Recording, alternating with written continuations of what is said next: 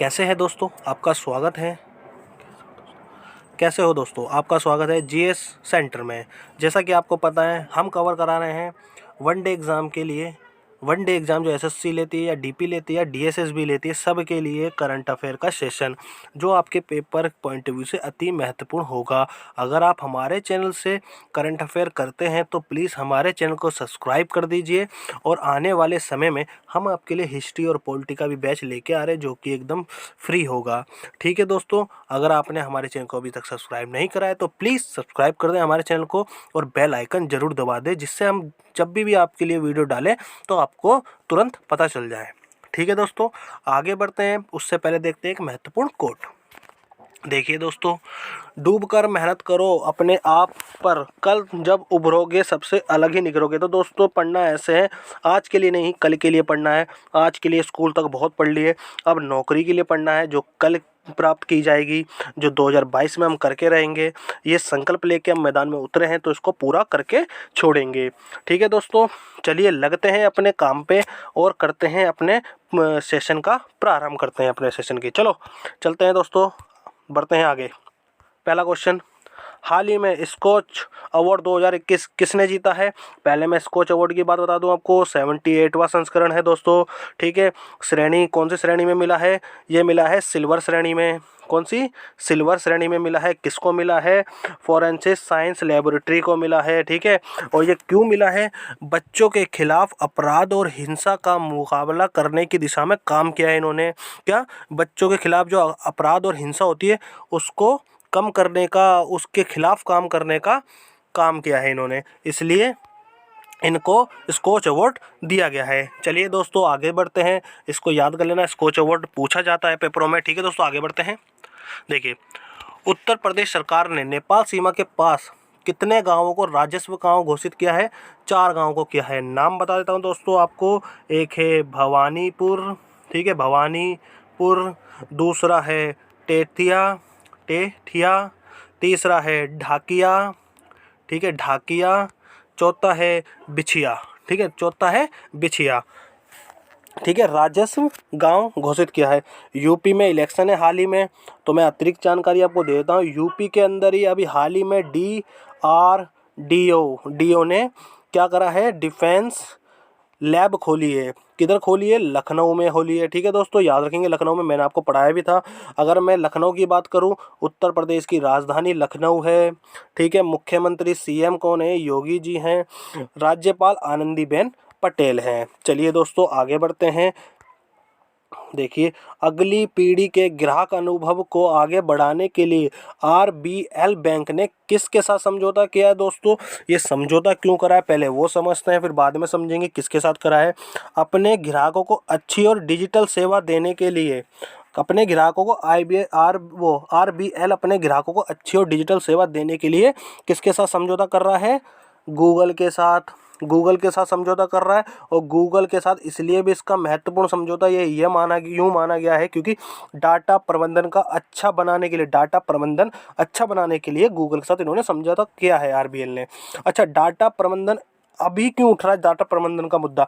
क्योंकि अभी तो स्टैंडिंग कमेटी में हमने बिल डाल दिया, क्योंकि हम लेके आने वाले हैं डाटा प्रोटेक्शन बिल, जो कि अभी पार्लियामेंट ने पास नहीं करा है। उसको हो सकता है कि फरवरी वाले सेशन में पास करें। तो इसलिए डाटा बहुत तगड़ी चुनौती बन चुका है इंडिया के लिए। ठीक है, इसलिए पहले से ही काम करना शुरू कर दिया है लोगों ने, वो कंपनियों ने। इसलिए आरबीएल ने भी एक कदम उठा के गूगल के साथ एक समझौता कर दिया है। ठीक है, गूगल के साथ समझौता कर दिया। सबसे महत्वपूर्ण जो डाटा प्रबंधन अच्छा करने के लिए करा है गूगल के साथ। ठीक है, ठीक है। आरबीएल की बात कर दूं मैं, आरबीएल 1943 में स्थापना हुई। मुख्यालय मुंबई में है। सीईओ और एमडी कौन है? ये हैं राजीव आहूजा। ठीक है, सीईओ और एमडी राजीव आहूजा। और टैगलाइन इनकी क्या है? टैगलाइन है अपनों का बैंक। किसका? अपनों का बैंक है। ठीक है, अपनों का बैंक है। अपनों का बैंक है दोस्तों, कभी भी जाओ पैसे निकाल लो। चलिए आगे बढ़ते हैं। आगे देखते हैं, भारत के 73वें शतरंज ग्रैंड मास्टर कौन बने हैं? भरत सुब्रमण्यम। कौन बने हैं? भरत सुब्रमण्यम तमिलनाडु के हैं। एम तमिलनाडु के हैं ये, ठीक है। और अगर मैं बात करूँ सूची बनाऊँ कि भारत के 73 हैं। अच्छा 72 कौन थे ग्रैंड मास्टर, वो थे मित्रभा गुहा, वेस्ट बंगाल की थी वो, ठीक है। 71वीं कौन थी, संकल्प गुप्ता, महाराष्ट्र के थे वो, ठीक है। 70वें कौन थे, राजा ऋत्विक, ठीक है, राजा ऋत्विक तेलंगाना के थे वो, ठीक है। मैंने सूची आपके लिए अगले पेज पे डाल दी है। अगर आपको सूची लेनी हो या पूरी पीडीएफ ही लेनी हो तो मेरा टेलीग्राम लिंक डिस्क्रिप्शन में होगा, पूरी की पूरी पीडीएफ आपको करंट अफेयर की डेली वहाँ मिलती रहेगी, ठीक है। तो दोस्तों उधर से भी आप प्राप्त कर सकते हैं। देखिए मैंने अभी आपको बता दिया 70वां ऋत्विक, ठीक है, 71वां संकल्प गुप्ता, 72वां मित्रभा गुहा, ठीक है, मैंने आपको अभी बता भी दिया। चलिए आगे चलते हैं। देखिए केरल कला और शिल्प ग्राम संगठन को विश्व शिल्प परिषद इंटरनेशनल द्वारा 2021 के लिए अंतर्राष्ट्रीय शिल्प पुरस्कार के से किस श्रेणी में सम्मानित किया गया है। किस श्रेणी में करा है, सर्वश्रेष्ठ शिल्प गांव श्रेणी, सर्वश्रेष्ठ शिल्प गांव श्रेणी में करा है। ये महत्वपूर्ण पुरस्कार है। केरल हाल ही में चर्चा में बना था ये। और सबसे ज़्यादा साक्षरता कहाँ पर है, केरल के अंदर है, ठीक है, ध्यान रखना, सबसे ज़्यादा साक्षरता केरल के अंदर है। चलिए आगे बढ़ते हैं, ठीक है। राष्ट्रीय बाघ संरक्षण प्राधिकरण की 19वीं बैठक आयोजित किया गया, ठीक है। उसके अध्यक्ष कौन थे, उसके अध्यक्ष थे केंद्रीय पर्यावरण वन और जलवायु परिवर्तन मंत्री, केंद्रीय पर्यावरण वन और जलवायु परिवर्तन मंत्री। अब इनमें से कौन से हैं मुझे बता दीजिए। तो दोस्तों याद रखना भूपेंद्र यादव जी हैं। कौन है, भूपेंद्र यादव जी केंद्रीय पर्यावरण वन जलवायु परिवर्तन मंत्री हैं ये, ठीक है। 19वीं बैठक, इस बैठक में क्या बोला, 7 बड़ी बिल्लियां हैं चिन्हित करिए, उनका संरक्षण करना है, ठीक है। कुछ चीतों का संरक्षण करना है, ठीक है दोस्तों। बाघों की संख्या तो ठीक हो रखी है इस टाइम। और भारत के अंदर 51वें टाइगर रिजर्व हैं, 51वें टाइगर रिजर्व है जिनका संरक्षण करना है। इस बैठक में ये बात की गई है। अगर मैं टाइगर स्टेट की बात करूं, कौन सा राज्य सबसे ज़्यादा टाइगर पाए जाते हैं, उसका नाम है मध्य प्रदेश में सबसे ज़्यादा टाइगर पाए जाते हैं। किसमें, मध्य प्रदेश में। इस केवड़िया कहाँ पर है, गुजरात के अंदर है। और केवड़िया के ही तट पर क्या है, स्टैचू ऑफ यूनिटी है, ठीक है। और ऐसे ही यूपी के अंदर कुछ हाल ही में कुछ रेलवे स्टेशन के नाम बदले गए, जैसे कि पंडित दीनदयाल उपाध्याय जंक्शन नाम कर दिया गया मुगलसराय का। मुगलसराय जो स्टेशन था उसका नाम क्या कर दिया गया, पंडित दीनदयाल उपाध्याय जंक्शन, ठीक है। और अभी हाल ही में 10 से 12 दिन पहले ही झांसी रेलवे स्टेशन का नाम क्या कर दिया गया, झांसी रेलवे स्टेशन का नाम बदल के क्या कर दिया, वीरांगना लक्ष्मीबाई, ठीक है, लक्ष्मीबाई कर दिया गया। अयोध्या रेलवे स्टेशन का नाम बदल के क्या कर दिया गया, वो अयोध्या रेलवे स्टेशन नाम कर दिया गया किसका, फैजाबाद का। फैजाबाद रेलवे स्टेशन का नाम कर दिया अयोध्या रेलवे स्टेशन। चलिए आगे बढ़ते हैं, देखते हैं। AIIB के उपाध्यक्ष के रूप में किसे नियुक्त किया गया है, उर्जित पटेल जी को। RBI के पूर्व गवर्नर हैं ये। अब AIIB के फुल फॉर्म क्या है, एशियन इंफ्रास्ट्रक्चर इन्वेस्टमेंट बैंक है ये, ठीक है। इसकी हेडक्वार्टर कहाँ है, बीजिंग के अंदर है, बीजिंग के अंदर इसका हेडक्वार्टर है। इसके अध्यक्ष कौन है, जिन लिकुन, ठीक है, जिन लिकुन इसके अध्यक्ष हैं। स्थापना 2016 में हुई। अच्छा, बीजिंग एक किसी और संगठन का भी मुख्यालय है, बीजिंग किसका, SCO संघाई कोऑपरेशन ऑर्गेनाइजेशन का भी मुख्यालय है बीजिंग। इसके अंदर जो अभी जो चुने गए हैं उर्जित पटेल जी, ये 5वें मेंबर हैं, 5 उपाध्यक्ष चुने गए हैं, ये भी हैं उसमें, ठीक है, इसलिए महत्वपूर्ण बन जाता है। आगे चलते हैं। Ratan N Tata the authorised biography के लेखक कौन हैं, डॉक्टर थॉमस मैथ्यू। ये क्या है, ये पूर्व IAS हैं, ठीक है। इन्होंने पूरी बायोग्राफी लिखी है किसके ऊपर, रतन टाटा जी के ऊपर पूरी बायोग्राफी लिखी है, ठीक है। चलिए आगे बढ़ते हैं, इसमें कुछ खास जानने को नहीं था, ठीक है।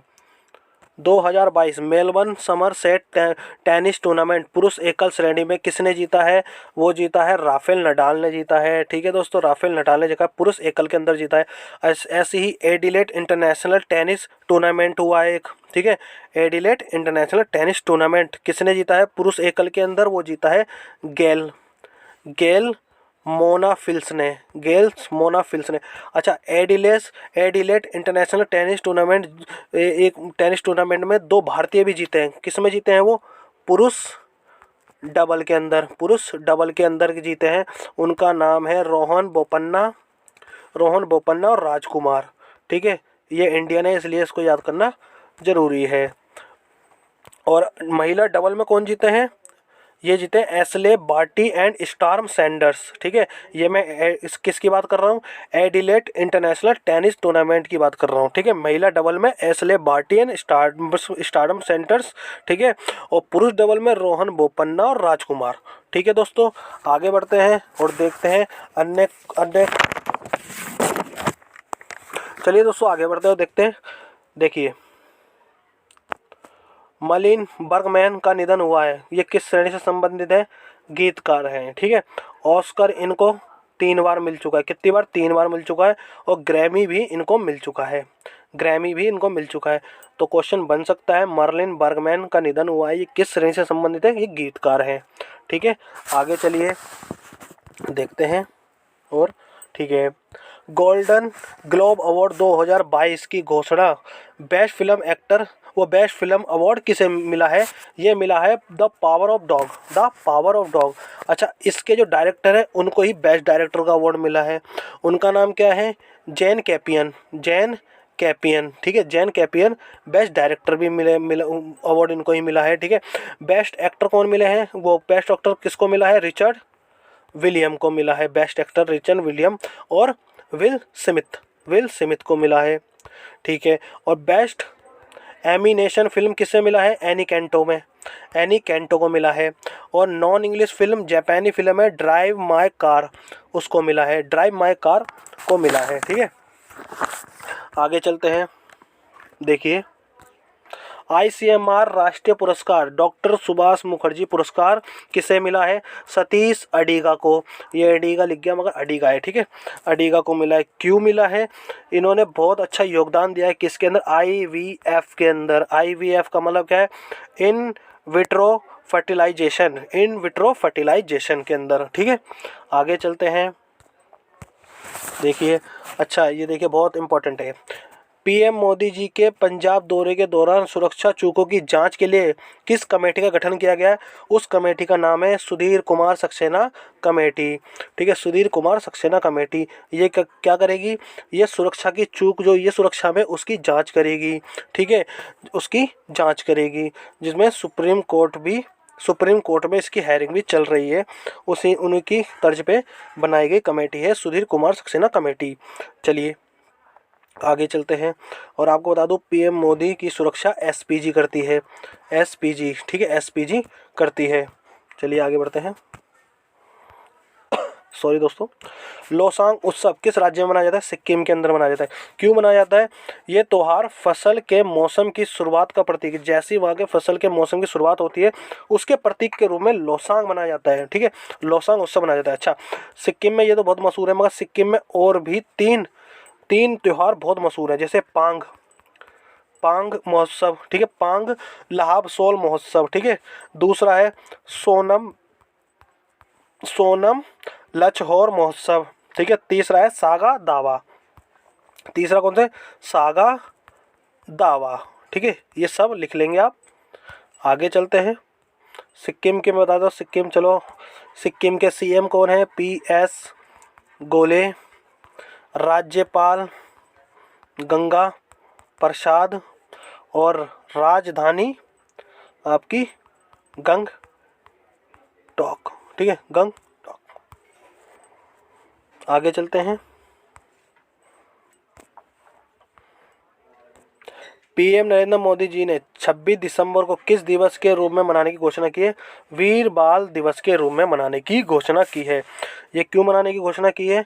इसी दिन 26 दिसंबर के ही दिन 4 साहिबजादे जो कि गुरु गोविंद सिंह जी के पुत्र थे, उनकी कुर्बानी हुई थी। ठीक है, उनकी कुर्बानी को याद करते हुए 26 दिसंबर को वीर बाल दिवस बनाने की घोषणा की गई है। अच्छा, गुरु गोविंद सिंह जी की बात आई है, ये सिख संप्रदाय के 10वें गुरु थे गुरु गोविंद सिंह जी। ठीक है, और खालसा पंथ के संस्थापक भी माने गए। ठीक है, खालसा पंथ के संस्थापक भी थे गुरु गोविंद सिंह जी। ठीक है दोस्तों, चलिए दोस्तों, आज की करंट अफेयर हमारी यहीं पे ख़त्म होती है।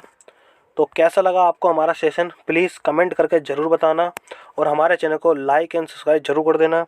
ऐसे ही आपको वीडियो मिलती रहेगी। हाल ही में मैंने जैसा आपको वादा करा है, हिस्ट्री और पॉलिटी आपके लिए लेके आऊँगा। ठीक है दोस्तों, समय मिलते ही मैं उस बैच को शुरुआत करूँगा, कंटिन्यूसली करेंगे उस बैच को और अच्छे से अपना कोर्स कवर करेंगे। चलिए दोस्तों, मिलते हैं आपसे अगले सेशन में। चलिए दोस्तों, गुड बाय।